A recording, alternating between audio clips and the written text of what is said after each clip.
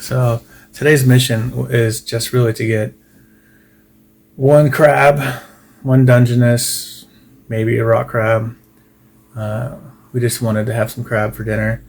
And while I'm spending time in the water, I'm going to do a lap for halibut because I'm trying to figure out exactly how to get halibut in this spot. I've got a halibut here before, and I found it on the edge of the eelgrass. So I'm swimming from the super shallow jetty right there, and I'm diving down in this incoming tide and swimming out towards the eelgrass, out towards the channel, hoping to bump into something. Doing this in like 5 feet of water to maybe at the most 8-9 feet of water. We get halibut, Dungeness, starry flounder, and I actually have seen ling doing this too. Sometimes you'll just swim out and there'll just literally be a ling that's laying on the bottom. And in the night dives that we've done, there doesn't seem to be any difference in fish or anything activity night versus day. I haven't bumped into a lot of sharks, but I mean there's leopard sharks and whatever other type of sharks out there like shoveling around in the bay. That is one thing that kind of irritates me. I don't like to dive it when it's fingertips, because if you bump into some sand shark sleeping, I'm afraid it's going to just spook and bite me because it's scared. So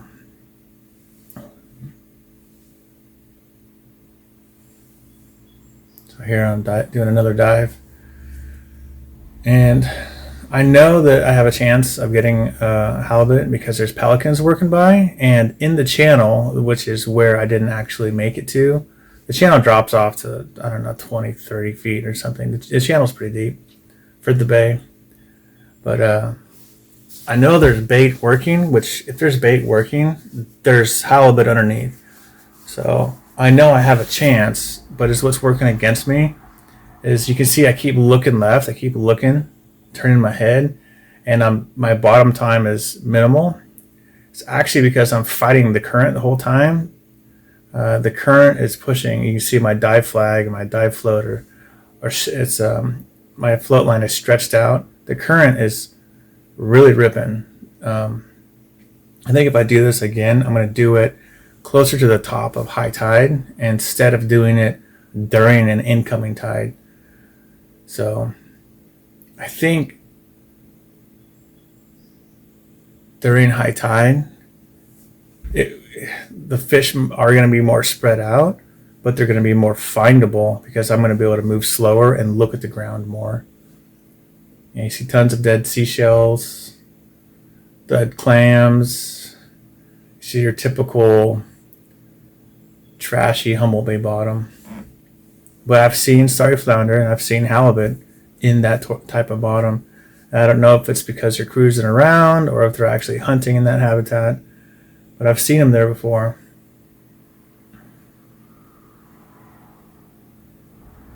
And then here I go.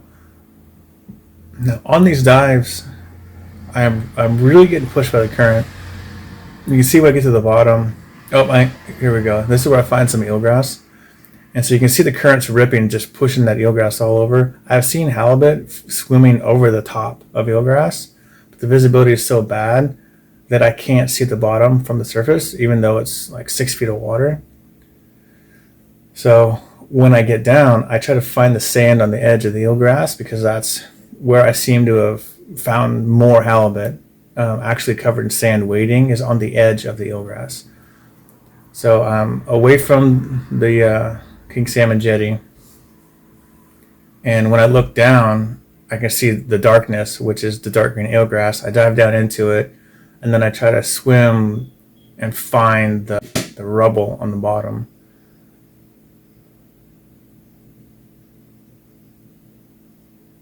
And there's clams, there's living clams all over. Sometimes you could literally just grab their necks and slap your hand on the sand and pull them out. I've done that a few times. So those channel markers where all the pelicans are in the background, that would probably be the best place to get, is right on the bench of the channel where the halibut are coming out of the deep water up into the shallow water to attack the bait. But I never made it out there on this dive. It was limited in time, and I just did the best I could with the time I had. So I just one lap through the eelgrass, didn't luck into any halibut, and then had to swim back up against the rocks, and up against the jetty in like 3 feet of water. But that's good, because that's where I found the Dungeness, and that's where I got the giant monkey face eel. I had to swim back against the rocks because that's the only place I could get away from the current.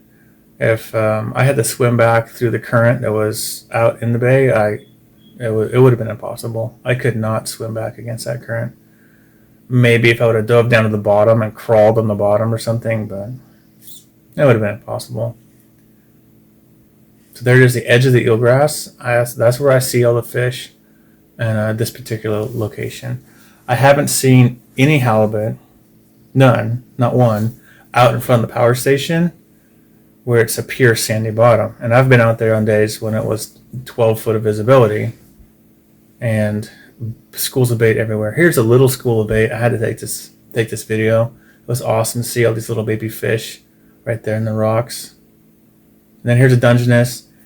I think the Dungeness gets stuck in the rocks because at night they're out crawling around all over the place. And then in the morning, they're like, oh no, I gotta go hide somewhere.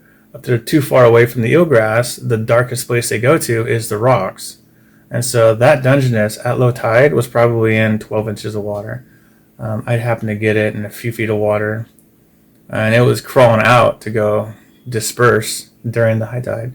But I saw it on my way back, and I caught it, clicked on it with the old gauge, and it was like, I don't know, barely legal by like a 1/4 inch, which is plenty for one person to eat. So I threw that thing in the bag and brought it home. And it was full of meat. You see lots of barnacles and stuff in the shell. That's an old shell. That shell was full of meat. There was no little scrawny crab in there that was trying to fill it up. And I love that game bag that I got at Blue Tuna with the one-handed open and close, no little latches or anything. And the jaws on that thing are pretty tight. A lobster can't get out. For sure, Dungeness can't get out. But I don't know if I would put a monkey face in there. They're snakes. They could probably push their face through the opening. There's that big monkey right after I shot it. And I got it swimming back, avoiding the current. I just grabbed my flashlight and I was, looking down cracks on my way back, and it just happened to, there's a big monkey face feeding on some seaweed, and it was down about 5 feet in a crack. I just kind of tipped down and looked down into a crack and reached my arm down there, and I saw its head poking out, and I was like, that one needs to be shot, and it is definitely ready. So what I did is, it took me forever because I needed to hold one hand on the flashlight, the other hand on the gun, hold on in that crack with my elbows, and kind of like spread my knees out and press my hip into a rock, and then force my body underwater. I couldn't swim because it's so shallow, so I had to fight my buoyancy and hold on with my elbows and stuff. And I dove down a couple times. I couldn't get the shot on the monkey face because I had to hold my flashlight, and as soon as the light would hit it, it would kind of suck back a little bit. So eventually, I think the second or third time, I was able to get my spear gun right on top of its head before it sucked back. Made a great shot through the top of its head. And then it took me another 5 minutes to get it out of the crack because I had to grab it, put my thumb on the top of the spear shaft, press as hard as I could, and let it struggle and fight. Luckily, I got a good enough holding shot through its skull. It didn't rip its head off and disappear off into the cracks. And so I had to take my flashlight off my wrist so I wouldn't get my flashlight hung up in the crack, hold the spear shaft in my right hand, reach down with my left hand, put my fingers in its mouth, and then pull it up the shaft to get it out of the crack. And it took me a while because I was buoyant and I couldn't reach down and grab it without fighting the flotation. And I wanted to make sure that when I reached down and grabbed it, that I had pressure on top of the shaft So me pushing on the shaft, stabbing the shaft on the ground, was also lifting me out of the water.